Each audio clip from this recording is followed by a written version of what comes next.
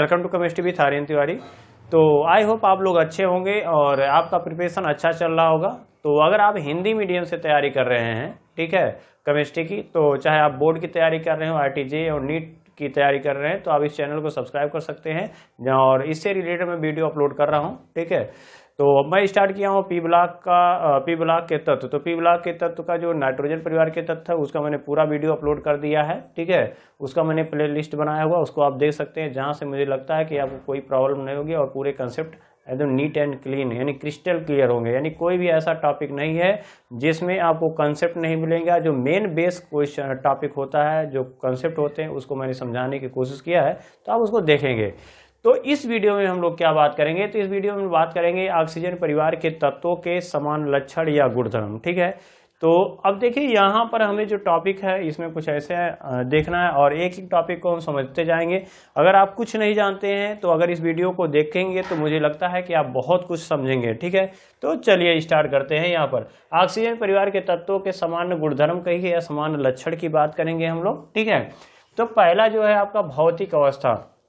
तो भौतिक अवस्था में अगर बात करें तो ऑक्सीजन जानते हैं गैसीय अवस्था में पाया जाता है, जबकि दूसरे जो तत्व होते हैं यानी सल्फर हो गया, ठीक है, तो सल्फर हो गया, सेलेनियम हो गया, टेलुरियम हो गया, ठीक है, तथा पोलोनियम जो होते हैं यानी ऑक्सीजन को छोड़कर अगर देखें तो और सब तत्व जो होंगे वो कैसे होते हैं, ठोस अवस्था में होते हैं। कि कैसे होते हैं वो, ठोस अवस्था में होते हैं।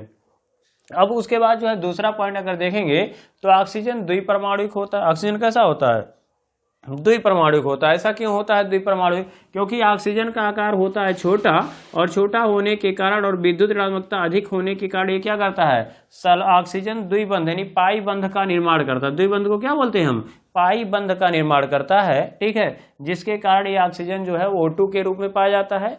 और जबकि अन्य जो तत्व होते हैं यानी सल्फर हो गया S8 के रूप में, सेलेनियम हो गया S8 के, ठीक है, तो सल्फर हो गया, सेलेनियम, टेलुरियम जो होगा ये S8 के रूप में, यानी टेलुरियम S8 हो गया, सेलेनियम Se8 हो गया, टेलुरियम Te8 हो गया, ठीक है।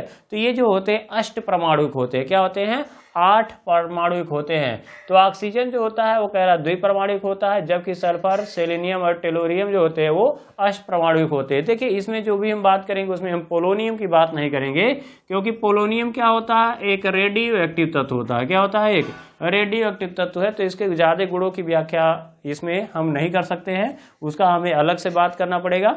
इसलिए हम बात करेंगे रेडियो एक्टिव तत्व कौन होता है, पोलोनियम। तो पोलोनियम का जो भी हम लक्षण देखेंगे उसमें पोलोनियम की बात हम नहीं करेंगे। क्लियर हुआ, ये बात ध्यान में रखेंगे, ठीक है। तो ये क्वेश्चन आ सकता है कि ऑक्सीजन परिवार के तत्वों में कौन सा तत्व रेडियो एक्टिव तत्व है, तो कौन होता है आपका पोलोनियम जो होता है वो क्या होता है, रेडियो एक्टिव तत्व होता है। क्लियर हुआ।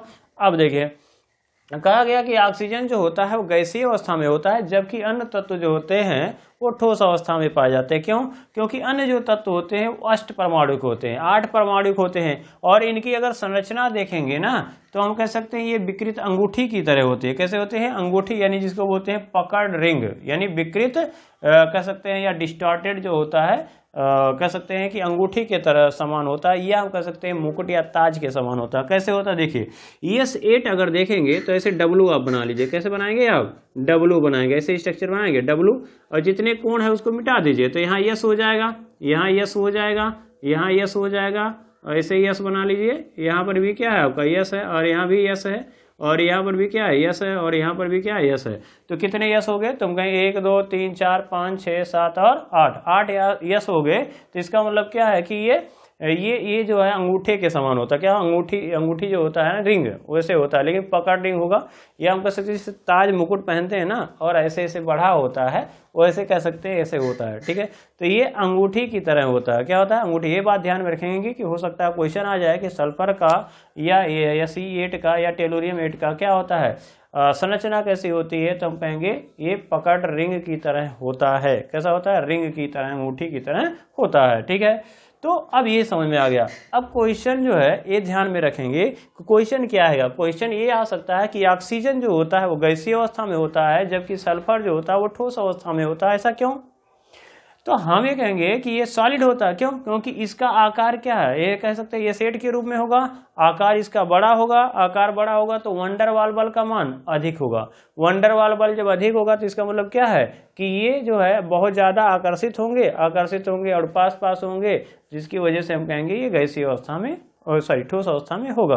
ये सब कैसे होंगे? ठोस अवस्था में होंगे। क्लियर है? क्योंकि आकार क्या है इनका बड़ा होता है और ये एसिड के रूप में पाए जाते हैं। जबकि ऑक्सीजन जो होता है वो द्विपरमाणुक होता है। कैसा होता है? द्विपरमाणुक होता है, अतः यह गैसीय अवस्था में पाए जाते हैं। द्विपरमाणुक होने का मतलब क्या है? आकार छोटा होगा इनकी तुलना में, तो आकार छोटा तो वंडरवाल बल का मान कम, वंडरवाल बल का मान कम, तो इसका मतलब कह सकते हैं क्वथनांक कम होगा और गैसीय अवस्था में होगा। क्लियर हुआ? तो ऑक्सीजन गैसीय अवस्था में होगा और जबकि और सब क्या होंगे? वो ठोस अवस्था में होंगे। क्लियर हुआ? तो ये हमने पहला टॉपिक क्या हुआ, हमने कवर कर लिया। क्लियर हुआ? अब यहाँ पे बात करते हैं, पहला टॉपिक खत्म। दूसरा टॉपिक कह रहा है ऑक्सीजन जो होता है, ये भी हो गया। ऑक्सीजन कैसा होता है? द्विपरमाणुक होता है, जबकि सल्फर, सेलेनियम, टेलोरियम जो होते हैं वो क्या होते हैं? अष्ट परमाणुक होते हैं, 8 परमाणुक होता है, यानी 8 इसमें एटम पाए जाते हैं। ठीक है। अब कह रहा है गलनांक एंड क्वथनांक, मेल्टिंग एंड बॉइलिंग पॉइंट अगर देखें तो ऑक्सीजन से लेकर के सेलेनियम तक जो मेल्टिंग एंड बॉइलिंग पॉइंट होता है वो दोनों बढ़ता है, यानी टॉप टू बॉटम, यानी वर्ग में ऊपर से नीचे की ओर अगर आप मूव कर रहे हो ग्रुप में, यानी सल्फर हो गया, सेलेनियम हो गया, टेलोरियम हो गया, पोलोनियम है, तो वर्ग में यानी ग्रुप में वर्ग में ऊपर से नीचे की ओर जा रहे हो तो आकार क्या होगा? बढ़ेगा। आकार क्या होगा? बढ़ेगा, तो वंडरवाल बल का मान बढ़ेगा। अब वंडरवाल बल का मान बढ़ेगा तो क्वथनांक भी या गलनांक भी क्या होगा? बढ़ेगा। तो ये ध्यान में रखेंगे कि ऑक्सीजन सल्फर से लेकर के सेलेनियम, टेलोरियम हो, पोलोनियम हो, ठीक है, ठीक है, ऑक्सीजन भी ले लेंगे, oxygen, sulphur, selenium, tellurium, polonium, तो इनका जो गलनांक और क्वथनांक दोनों क्या हो जाएगा? बढ़ेगा। क्लियर हुआ? अब बात करते हैं अगला पॉइंट। ठीक है, क्यों बढ़ रहा है? क्योंकि इनका आकार बढ़ेगा तो वंडरवाल बल का मान बढ़ेगा। यह हम कह सकते हैं आकार बढ़ता है साथ साथ अणुभार भी बढ़ता है, परमाणु भार भी बढ़ता है, जिसके कारण इसका क्वथनांक भी बढ़ता है। क्लियर? अब परमाणु त्रिज्या की बात करते हैं। तो परमाणु त्रिज्या क्या होता है? जैसे मान लिया आपका ऑक्सीजन है तो ऑक्सीजन का परमाणु क्रमांक 8 होगा, तो 2 और 6 कितना होगा? 2 और 6, तो ये हो गया आपका नाभिक। ठीक है, और ये पहला कोष हो गया, दूसरा कोष, तो पहले कोष में कितने इलेक्ट्रॉन होते हैं? 2, दूसरे कोष में कितने इलेक्ट्रॉन होंगे? 6।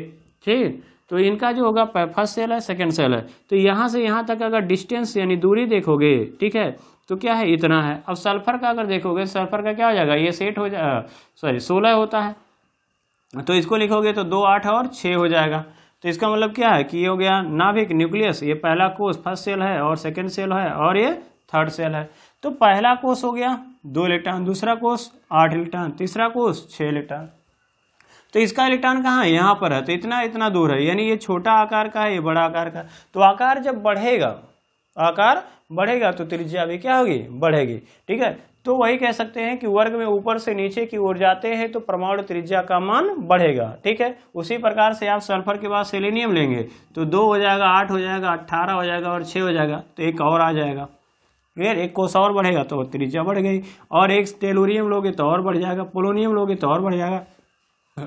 ठीक है, तो अगर हम कह सकते हैं कि वर्ग में ऊपर से नीचे की ओर जाते हैं तो कोषों की संख्या बढ़ती है, कोषों की संख्या बढ़ेगी तो परमाणु त्रिज्या का मान भी बढ़ेगा। ठीक है, तो सेल यानी कह सकते हैं कि सेल का मान, ठीक है, यानी जो नंबर ऑफ सेल होंगे वो इंक्रीज करेंगे तो परमाणु त्रिज्या यानी एटॉमिक रेडियस भी इंक्रीज करेगा। क्लियर हुआ?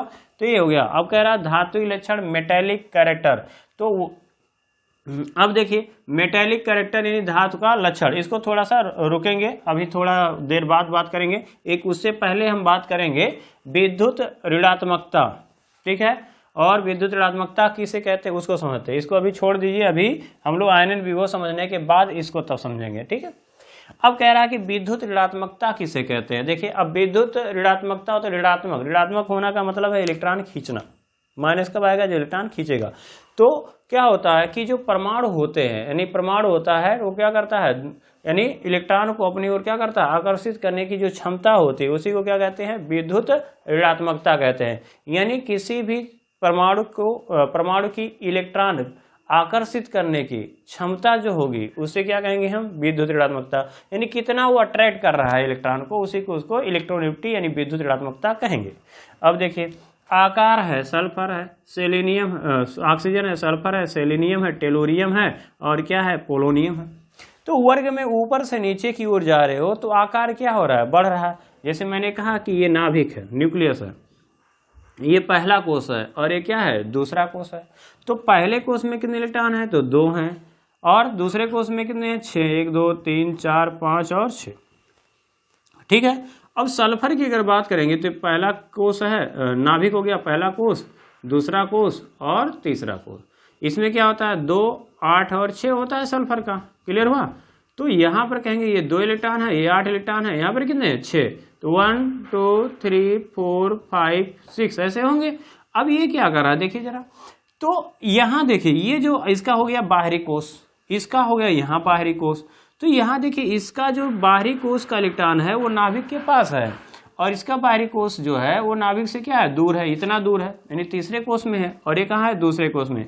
तो जो नाभिक के पास होगा, और नाभिक का काम क्या होता है, इलेक्ट्रॉन को खींचना। नाभिक का काम क्या होता है, इलेक्ट्रॉन को खींचना। तो ये जब नाभिक के पास होगा तो इसका जो इफेक्टिव न्यूक्लियर चार्ज होगा, यानी प्रभावी नाभिकीय आवेश जो होगा वो अधिक होगा, जिसकी वजह से इलेक्ट्रॉन अधिक खींचेगा, आकर्षित करेगा। ठीक है। तो ये ध्यान रखिए। जैसे मान लीजिए घर में क्या है, छोटा, ये छोटा है, छोटा सा बच्चा होता है तो क्या होता है, यानी पेरेंट के साथ, यानी माँ बाप के साथ ज़्यादा घूमता रहता है, कहाँ, क्योंकि सोचता है कहीं गायब ना हो जाए। ठीक है। तो ये नाभिक कौन होते हैं, पेरेंट होते हैं, मम्मी पापा होते हैं, और इलेक्ट्रॉन क्या होता है, उनका बच्चा होता है। तो ये नाभिक के पास जितना छोटा होगा, नाभिक के पास रहेगा, पेरेंट के पास होगा, आकर्षण ज़्यादा रहेगी।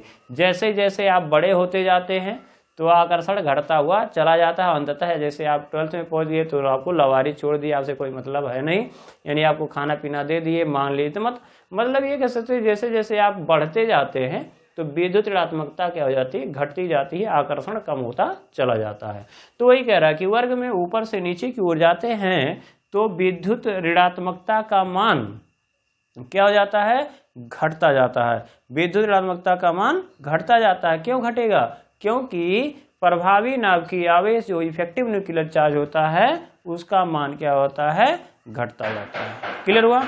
अब ये हो गया हमारा। तो यानी विद्युत ऋणात्मकता किसे कहेंगे, तो हम कहेंगे कि वर्ग में इलेक्ट्रॉन को अपनी ओर आकर्षित करने की क्षमता विद्युत ऋणात्मकता कहलाती है। वर्ग में ऊपर से नीचे की ओर जाएंगे तो आकार बढ़ेगा, यानी प्रभावी नाभिकीय आवेश का मान घटेगा और विद्युत ऋणात्मकता का मान भी घटेगा। क्लियर हुआ। ये हो गया हमारा ये टॉपिक। ठीक है।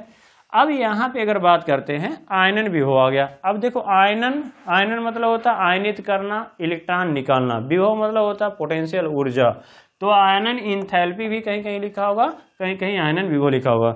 तो आयनन विभव जो होता है, यानी किसी भी परमाणु के बाहरी कोष से, किसी भी परमाणु के बाहरी कोष से इलेक्ट्रॉन को निकालने के लिए जो ऊर्जा खर्च होती है उसी को हम उसका क्या कहेंगे, आयनन विभव कहेंगे। क्लियर हुआ। यानी हम ये कह सकते हैं कि किसी भी परमाणु के बाहरी कोष से इलेक्ट्रॉन को निकालने के लिए जो ऊर्जा लगती है उसी को कहते हैं हम आयनन विभव। क्लियर हुआ बात। अब देखिए, ऑक्सीजन है, सल्फर है, सेलेनियम है, टेलोरियम है, पोलोनियम है। क्लियर हुआ। जैसे अब मान लीजिए ऑक्सीजन का हमें इलेक्ट्रॉन निकालना है, देखना है कि किसका विभव ज़्यादा होगा। सल्फर का आयनन विभव देखना है, सेलेनियम का देखना, टेलोरियम है, पोलोनियम है। ठीक है। तो मैंने कहा कि सल्फर का आकार क्या है, सॉरी ऑक्सीजन का आकार सबसे छोटा, तो छोटा होगा तो माँ बाप के पास होगा। क्लियर हुआ। तो जैसे मान लीजिए आप बैठे हुए हैं और आपके पापा बैठे हुए हैं, यानी कह सकते हैं पापा बैठने के मतलब क्या, ये है नाभिक, ये है आपके पापा, और ये क्या है आपका पहला कोष, और ये है दूसरा कोष। यहाँ पर कितने इलेक्ट्रॉन है, 2। यहाँ पर इलेक्ट्रॉन कितने हैं, 6। क्लियर। बाहरी कोष में कितने इलेक्ट्रॉन होंगे, 6। तो 1 2 3 4 5 और 6 हो गया। क्लियर। अब कह रहा है कि इस इलेक्ट्रॉन को आपको निकालना है। क्लियर।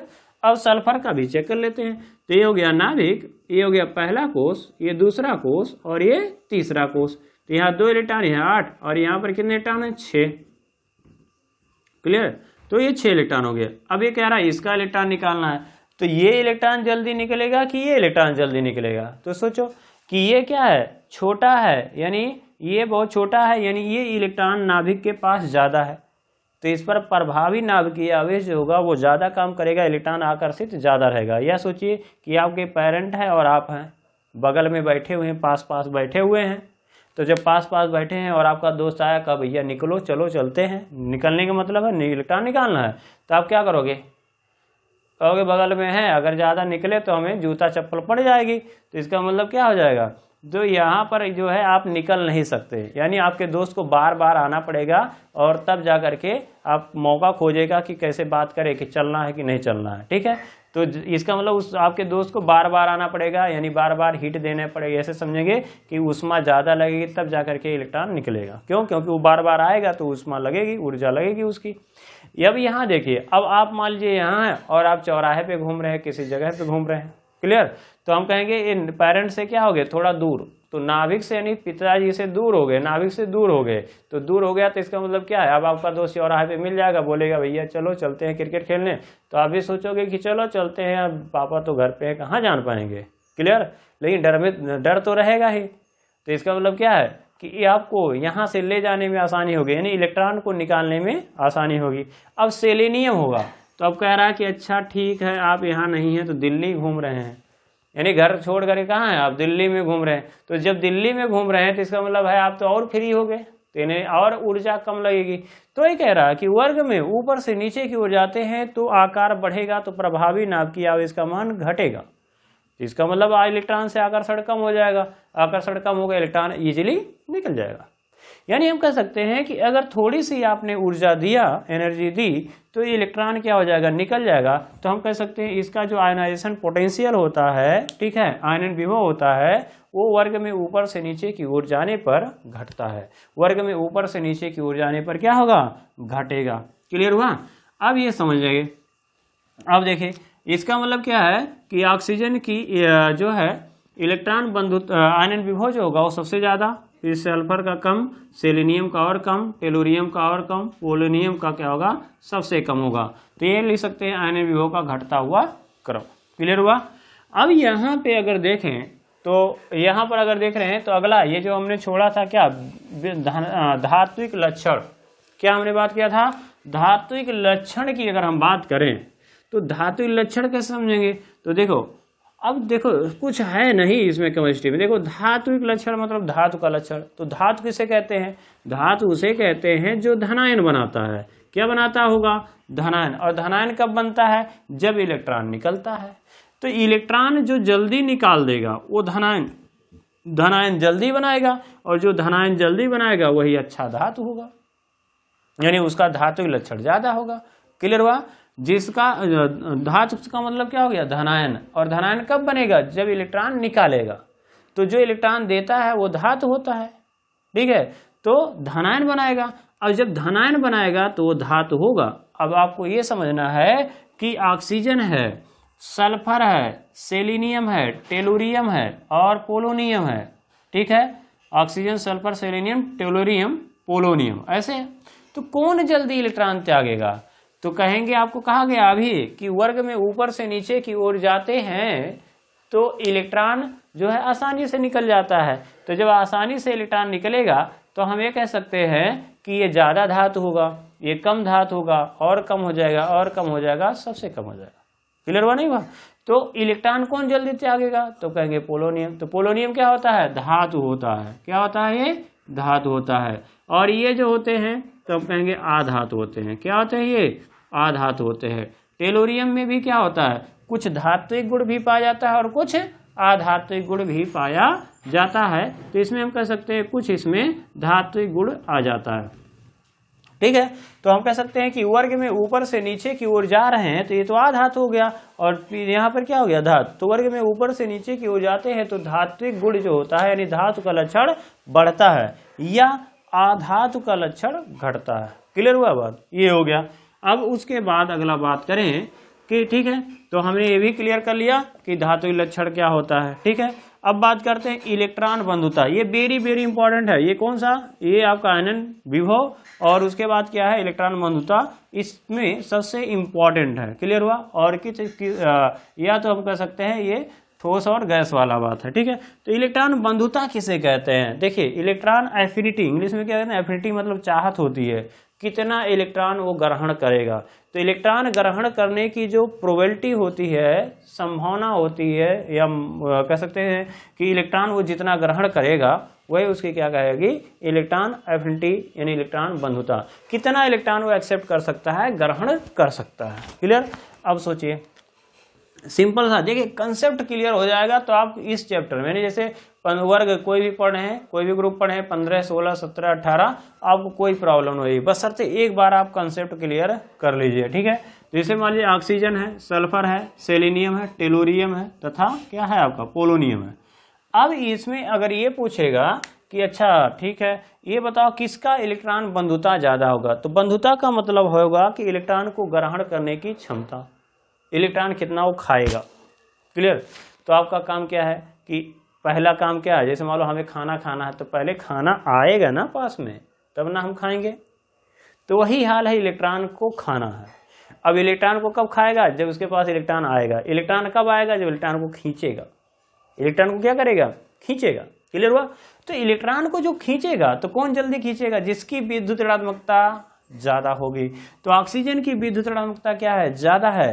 तो ऑक्सीजन की विद्युत ऋणात्मकता ज्यादा है तो इलेक्ट्रॉन को अपनी ओर ज्यादा खींचेगा, तो इलेक्ट्रॉन को ज्यादा ग्रहण करेगा। क्लियर। तो इसकी इलेक्ट्रॉन बंधुता ज्यादा होनी चाहिए थी। थोड़ा सा दिक्कत है, अभी बाद में जब बात करेंगे तो अभी जो टॉपिक हो समझिए। तो इलेक्ट्रॉन को अपनी ओर जो आकर्षित करेगा, पास लाएगा, वही इलेक्ट्रॉन को ज्यादा ग्रहण कर सकता है।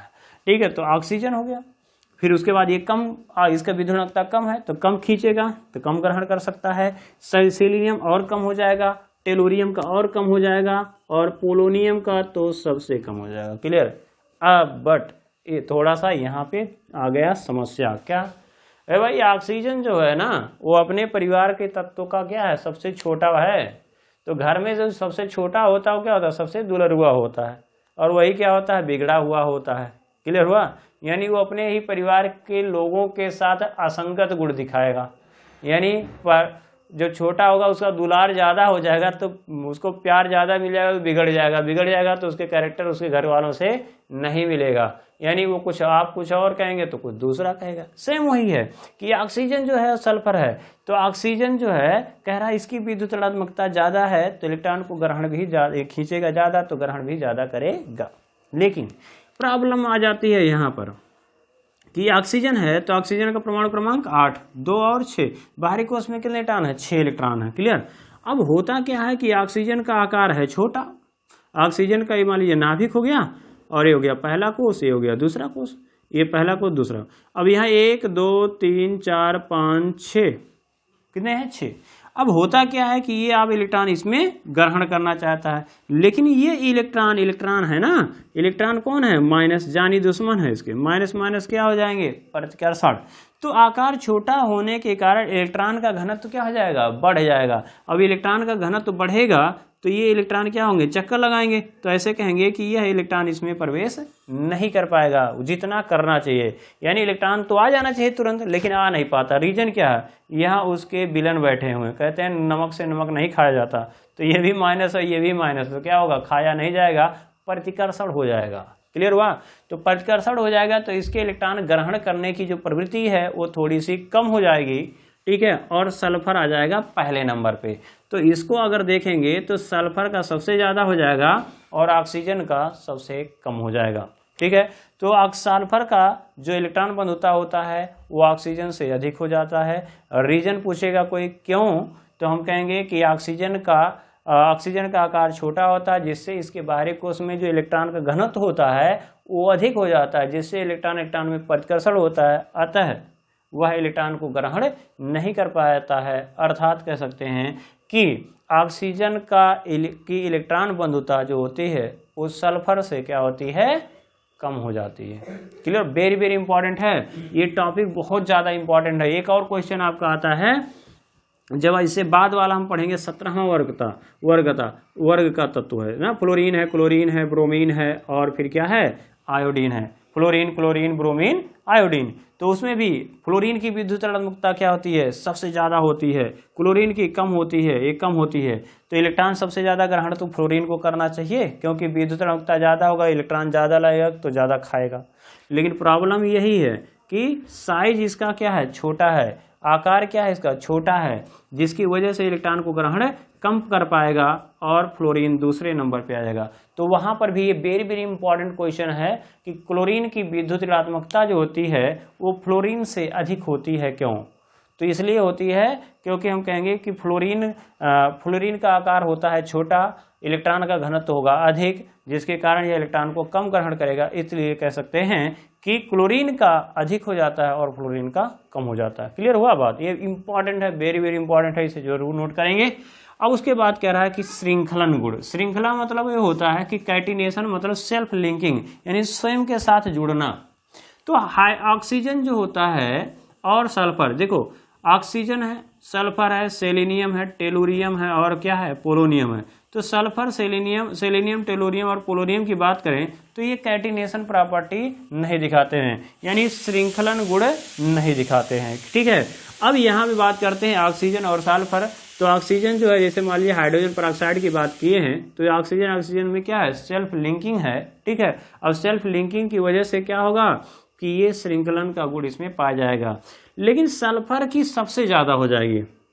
देखो हाइड्रोजन है, अब यहाँ यस है और क्या है, यच है। ठीक है, और उसके बाद देखेंगे तो यस है और भी जुड़ते चले जाएंगे। तो इसमें कह सकते हैं कि सल्फर जो है वो कई आकर के क्या होंगे, इसमें से जुड़ते जाएंगे। तो हम कहेंगे सल्फर की जो कैटिनेशन या श्रृंखलन गुण होता है वो ऑक्सीजन से क्या होता है, अधिक होता है। पहली बात, श्रृंखलन गुण कौन दिखाएगा, ऑक्सीजन और सल्फर। ठीक है, ठीक है, क्यों? क्योंकि आकार छोटा है और दोनों की विद्युत ऋणात्मकता इनके कंपेयरिंग में अधिक है। क्लियर। अब बात करा कि ऑक्सीजन और सल्फर में, तो ऑक्सीजन और सल्फर में अगर हम देखें तो सल्फर जो है वो अधिक क्या करता है, कैटिनेशन प्रॉपर्टी यानी श्रृंखलन गुण दिखाता है। ठीक है, क्यों? अब यहाँ पर देखते हैं ऑक्सीजन का क्यों ऐसा हो रहा है। देखो ऑक्सीजन जो होता है ना, ऑक्सीजन का परमाणु क्रमांक कितना होता है, बाहरी कोश में इलेक्ट्रॉन कितने होते हैं, और देखिए ऑक्सीजन का परमाणु क्रमांक 8, 2 और 6, बाहरी कोश में कितने इलेक्ट्रॉन, 6। तो 2 तो बंध बना लिया ना, 2 इलेक्ट्रॉन, कितना बचा, 4। अब ये जो 4 इलेक्ट्रॉन होते हैं ना ये, तो ये क्या करते हैं इसके, अब इसको थोड़ा हम बनाएंगे तो कुछ इस तरीके से इसका स्ट्रक्चर आता है। देखिए वो होता है एच, ऐसे वो और फिर ऐसे एच। तो यहाँ पर अगर देखेंगे तो यहाँ पर देखिए ऐसे होगा, ऐसे। ठीक है, और यहाँ पर क्या होगा, लोन पेयर और लोन पेयर। तो ये होता क्या है कि इसके बीच में प्रतिकर्षण, एकांकी इलेक्ट्रॉनों के बीच में प्रतिकर्षण ज़्यादा हो जाता है, जिसकी वजह से क्या होता है कि ये थोड़ा सा कैटिनेशन प्रॉपर्टी यानी श्रृंखलन गुण जो है वो कम दर्शाते हैं। ठीक है, तो ऑक्सीजन का जो श्रृंखलन गुण जो है वो सल्फर से थोड़ा कम हो जाता है। रीजन क्या है, आकार छोटा होता है, जिसके कारण इसके एकांकी युग्म इलेक्ट्रॉन या लोन पेयर में क्या हो जाता है, प्रतिकर्षण हो जाता है और ये अस्थायी हो जाते हैं। क्लियर। तो ये था आपका श्रृंखलन गुण। ठीक है, तो इस टाइप से हमने इसको देख लिया। अगर यह वीडियो आपको पसंद आता है तो ज़्यादा लाइक करिए, सब्सक्राइब करिए और शेयर करिए। नए वीडियो में हम लोग बात करेंगे कुछ और टॉपिक। ठीक है, तो ये मैंने पी ब्लॉक का जो सीरीज है वो मैंने स्टार्ट कर दिया है। थोड़ा इसमें टाइम लगेगा, रीजन है कि ये बहुत ही लेंदी टॉपिक है। ठीक है, तो उसके बाद हम लोग दिसंबर में स्टार्ट करेंगे रिवीजन, यानी पहले चैप्टर से लेकर के आपका मैं दिसंबर में स्टार्ट करूंगा, जनवरी फरवरी है। ठीक है, तो फरवरी और मार्च में आपका पेपर होगा, तो जनवरी और फरवरी में पूरा आपका रिवीजन में कराऊंगा। तो इसके लिए आप वीडियो को लाइक कर सकते हैं, सब्सक्राइब ज़्यादा करवाइए और करिए। ठीक है, तो मिलते हैं नेक्स्ट वीडियो में। जय हिंद।